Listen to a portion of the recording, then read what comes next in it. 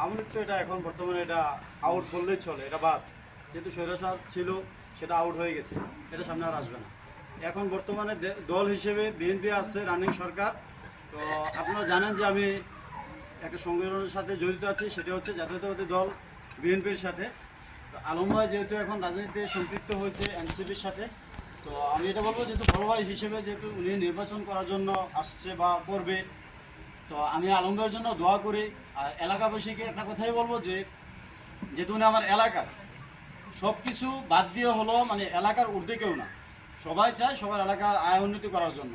তো আমরা যে যে দলেই করি না কেন, আমরা চাইবো যে যে যে সংগঠনের সাথে জড়িত আছি, আমরা যেইভাবে পারি আমাদের এলাকা উন্নয়ন করার জন্য, যেইভাবে পারি আমরা আমরা এলাকা উন্নয়ন করার জন্য, আমাদের ইউনিয়নকে উন্নয়ন করার জন্য যেভাবে করা লাগে আমরা ওই কাজটা করব।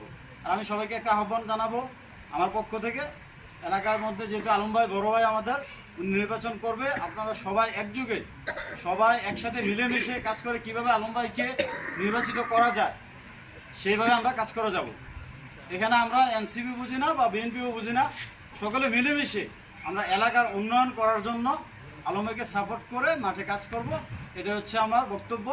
আর আমি যেহেতু একটা সংগঠনের সাথে জড়িত আছি, আমি আমার দলের সাথেও কিছু কাজ করতে হবে, এটা আপনারা জানেন। এটা আবার আপনারা মাইন্ডে নেবেন না, তো আমি ওইখানেও কাজ করতে হবে। আর আলম ভাই যেহেতু আমার বড় ভাই, এটাও আমার দায়িত্ব বড় ভাই হিসেবে কাজ করার জন্য।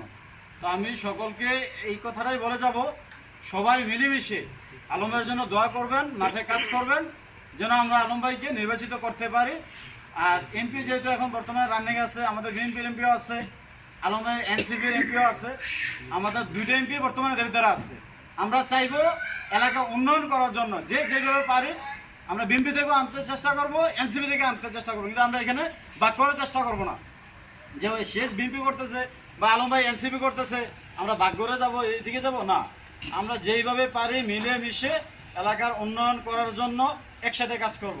আর আমি আলম ভাইয়ের জন্য দোয়া করে, সবাই দোয়া করবেন আল্লাহ যেন আলম ভাইকে নির্বাচন করে, নির্বাচন যেন আমরা এলাকাবাসী মিলেমিশে চারদিক দিক দিয়ে আমরা ভোট কাজ করে যেন আলম ভাইকে নির্বাচিত করতে পারি।